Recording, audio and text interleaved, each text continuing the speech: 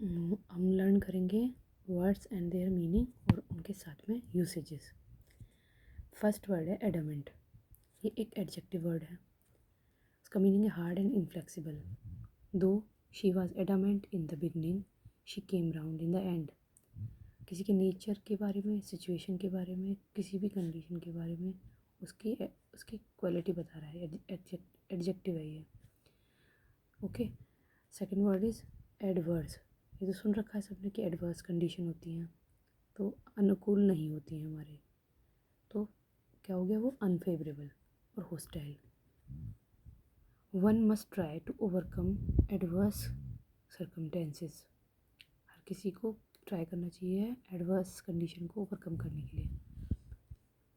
Affected, artificial और pretend और influence. जो कि नेचुरल नहीं है वो अफेक्टेड बाय समथिंग, किसी से प्रभावित हैं तो वो नेचुरल नहीं होंगी, आर्टिफिशियल होंगी। वो नेचुरल नहीं होंगी, प्रिटेंडेड होंगी। एंड इन्फ्लुएंस, किसी का इन्फ्लुएंस होगा उन पर। She is a proud and always behaves in an affected manner. वो प्राउड होती है और हमेशा कैसे बिहेव करती है, अफेक्टेड मैनर में, नेचुरल नहीं बिहेव करती, आर्टिफिशियल प्रिटेंड करती है। एले, फोर्थ वर्ड इज़ एले। एले मीन्स काम एंड पेसिफाई। ये वर्ब है। जैसे कि हमने देखा 3 वर्ड एडजेक्टिव थे जो किसी चीज़ की क्वालिटी, किसी भी नाउन की क्वालिटी बता रहे थे। अब यहाँ एले वर्ड है वर्ब, काम एंड पेसिफाई। तो यहाँ पे इसका मतलब क्या हुआ, the mother allayed the fears of the child. Mother क्या करने की कोशिश कर रही है, शांत करने की कोशिश कर रही है, पेसिफाई करने की कोशिश कर रही है किसी बेबी को, चाइल्ड को। एले वर्ब है। Accord, accord means agreement. Accord means agreement. There is an accord among the family members over this problem. जब भी किसी वर्ड का क्वेश्चन का आंसर मिलता है व्हाट से तो वो नाउन होता है।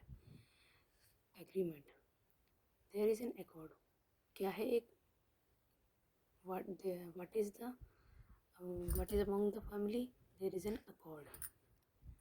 There is an accord among the family members over this problem. उनके बीच में एक एग्रीमेंट है, वो एग्रीड है बाकी किसी भी पॉइंट पर फैमिली में। एडल्ट्रेट, एडल्ट्रेट मीन्स, एडल्ट मतलब बड़े बड़े लोग होते हैं। Adulterate means make impure. जैसे हम इसे कनेक्ट कर सकते हैं इसे कि जैसे जैसे बड़े होते हैं जैसी इम्प्योरिटीज़ आ जाती हैं ह्यूमन बीइंग के लाइफ में, और जब वो बच्चा होता है तो कोई एकदम प्योर होता है। तो adulterate means make impure. Those who adulterate milk should be severely punished.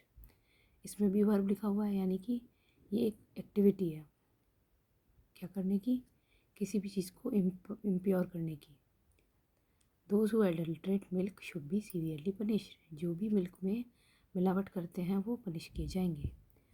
Agility, निम्बलनेस, एलेक्ट्रिटी, ये है एजिलिटी। एजाइल होता तो कुछ और वर्ड होता, अब एजिलिटी नाउन, ITY लगा के इसे नाउन बना दिया गया है। निम्बलनेस एंड एलेक्ट्रिटी, जैसे कि हमने देखा नेस भी लगा के नाउन बनाया जाता है और ITY लगा के भी नाउन बनाया दिया जाता है। एजाइल होता तो ये एडजेक्टिव भी हो सकता था। एजिलिटी मतलब nimbleness and alacrity. The police acted with agility and apprehended the robbers. उन्होंने बहुत चपलता से, बहुत एक्टिवली, एलेक्ट्रिटी और निम्बलनेस का क्या होगा, वेरी एक्टिवली, बहुत एक्टिवली काम करना। Admonish, warn and reprove. The officer admonishes subordinates for their irregular attendance. Admonish क्या करा, वार्न और रिप्रूव। वार्न करा, धमकाया, ये भी वर्ब है, कोई एक्टिविटी है। Assuage, ease, lessen. Assuage means ease and lesson. Rohan's friend assuaged his apprehension of injustice at the hands of the principal. किसी चीज़ का सपोर्ट करके उसके क्या करा, इनजस्टिस को एसवेज किया।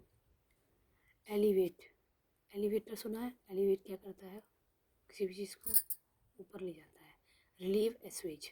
अब इसमें इसका यूसेज देखना ज़रूरी है। Saints are born to elevate the pain and misery of mankind. Assuage से रिलेट कर सकते हैं इसे हम। ऊपर एसवेज दे रखा है, रिलीव एसवेज, किसी चीज़ का हार्शनेस को कम करना।